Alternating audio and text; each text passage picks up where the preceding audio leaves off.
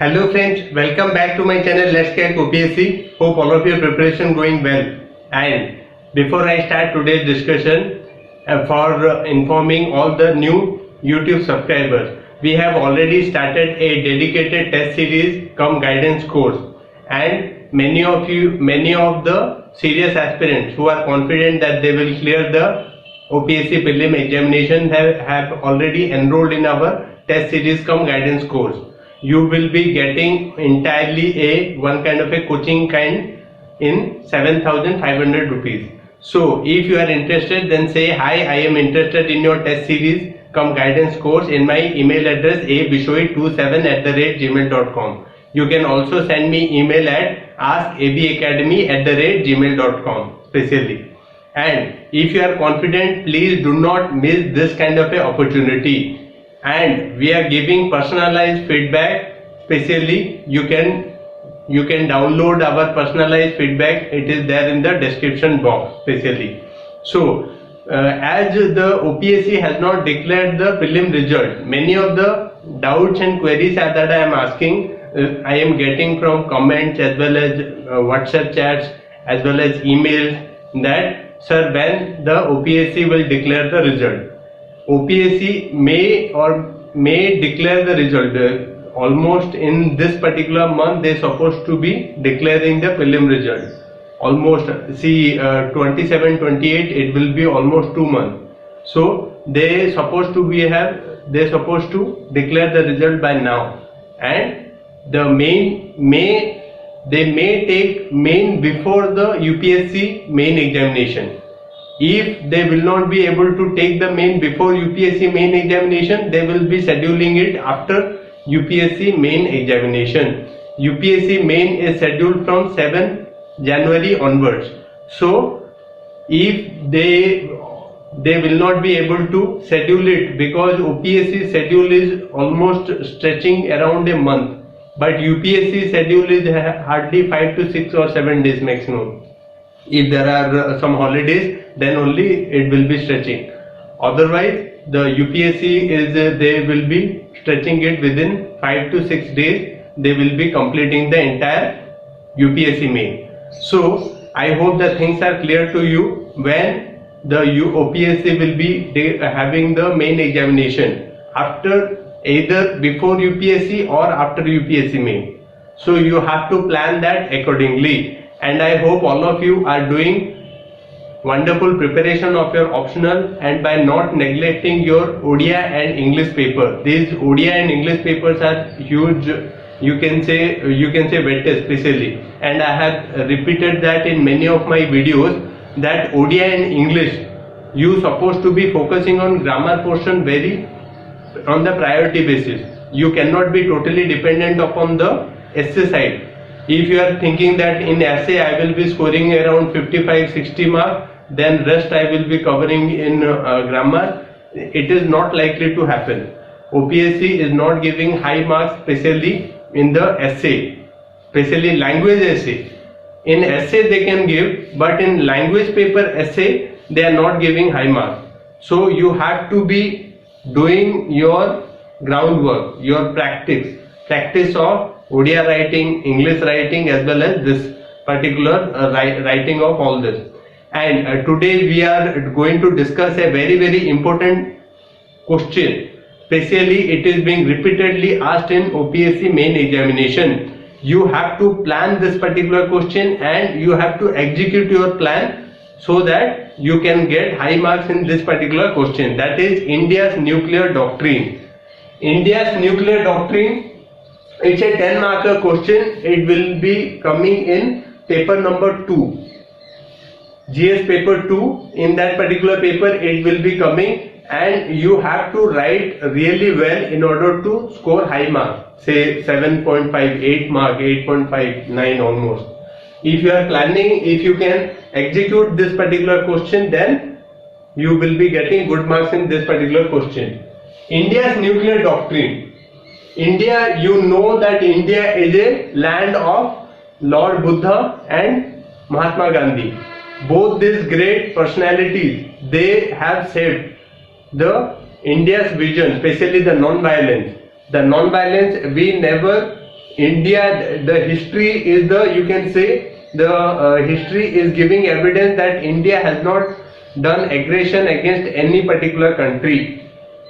But for that reasons, one particular country shouldn't be taking advantage and using nuclear weapons against India or Indian forces. If some particular country will be using that particular thing, that India will not be attacking me because it is practicing non-violence, they are in a, you can say, doubt. They shouldn't be in doubt that India will not be using. India will definitely use nuclear weapon against this particular countries whosoever will be using nuclear weapon against India or Indian forces. There are two words which are being used. India, especially the one is India or Indian forces. Means either, say for example, a Navy's vessel is passing nearby to Karachi harbour, and if for example that Pakistan forces attacked with nuclear weapons to that Indian Navy, Indian Navy especially, then it is going to retaliate too. So you should have a clear-cut mentality. It is not about only Indian territory in general, but also against Indian armed forces. If armed forces are attacked with nuclear weapons, then also India will use nuclear weapons. Have clear-cut concept in your mind. It can be asked in your interview, and especially this question is very important from political science point of view. Political science students, 10 marker or 20 marker can be asked on this particular question, and you have to be really well prepared for this particular question. And in that particular aspect, what you have to do, in our India's nuclear forces especially, it is divided into two. The decision making body is two. One is the political head and second one is executive head. Executive head is, you can say, the giving the expertise in order to help our political head to take the decision when to use and how to use. Executive head is headed by NSA, that is our National Security Advisor. In our case it is Ajit Doval. And the political head is headed by Prime Minister. So it is political head which will be giving the green signal. If a particular country uses nuclear weapons against India, then it is the political head, that is the Prime Minister. There will be a, you can say, Security Council. In that Security Command, there is another thing called as Strategic Command, Strategic Forces Command. This particular Strategic Forces Command means safeguarding all our nuclear weapons. Strategic Forces Command. The decision making is entirely on Prime Minister. You supposed to be totally clear. There are two council, one is political and second one is executive. Executive is headed by National Security Advisor and political council is headed by Prime Minister. You supposed to be knowing. So what is India's nuclear doctrine? Let's start discussion. Building and maintaining a credible minimum deterrence. Credible minimum deterrence. Say for example, credible minimum we supposed to be having this much in order to safeguard ourselves. Say for example, Pakistan is also having nuclear weapons and China is also having nuclear weapons. So if a particular country attacks India with nuclear weapons, India is supposed to be having credible minimum deterrence in order to repel the future action of that particular nation against India. If they will be continuously attacking, that shouldn't be happening. For that reason only, India is supposed to be having some kind of a minimum nuclear deterrence.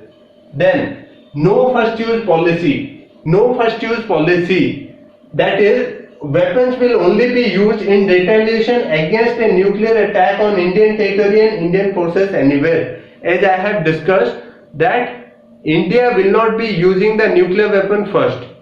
But if a particular country attacks India, Indian territory or Indian forces, Army, Navy, Air Force, if they are attacked, then only India will retaliate in nuclear weapon. Then Nuclear retaliation to the first strike will be massive and designed to inflict unacceptable damage. Say for example, some particular country attacked India. The retaliation will be very big. Means if Pakistan attacks India, India will be using nuclear weapons in such a way that Pakistan will be totally destroyed.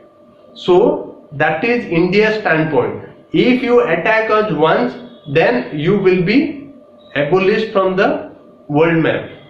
It means Pakistan will be abolished from the world map. That is India's point of view. In order to make that particular thing clear to other countries, especially.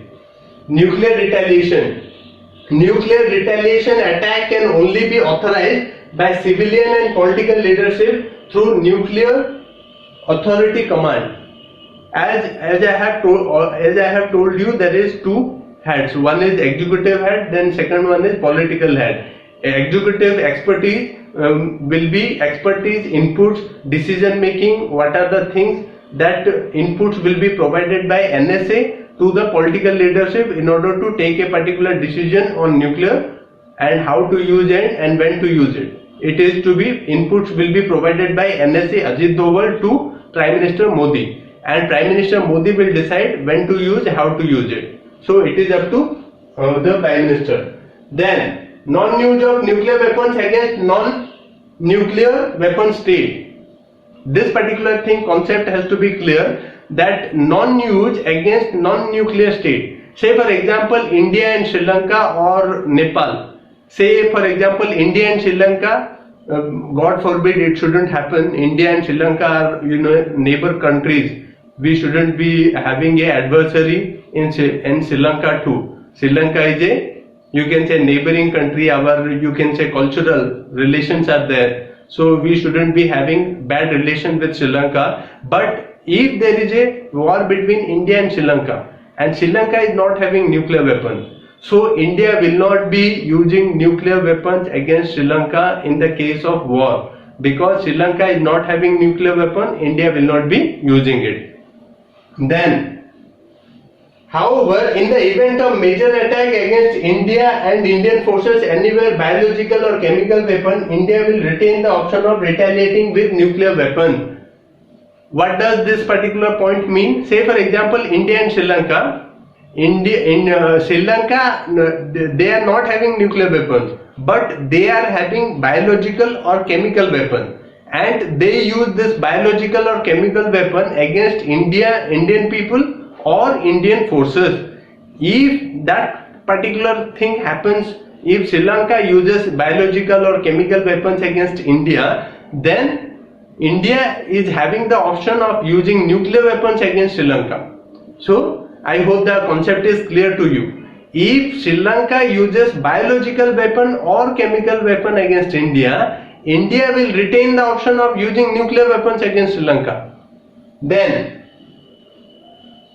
strict control of export. Of export of nuclear and missile related material and technology, and contained observance of moratorium on nuclear tests. Strict control of the nuclear technology and missile technology. Nuclear technology and missile technology, and there is voluntary moratorium of nuclear tests, because the nuclear test is doing huge damage to the environment especially. And there are so much of a regime in order to control the nuclear tests further. There are so many earthquakes happening because of this frequent use of nuclear tests. So, voluntary moratorium on nuclear tests. We are not going to test anymore.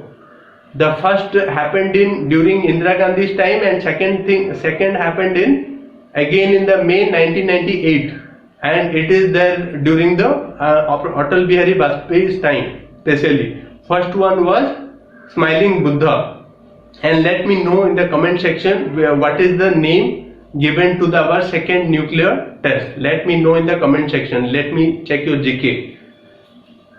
Especially both the tests took place in the month of May.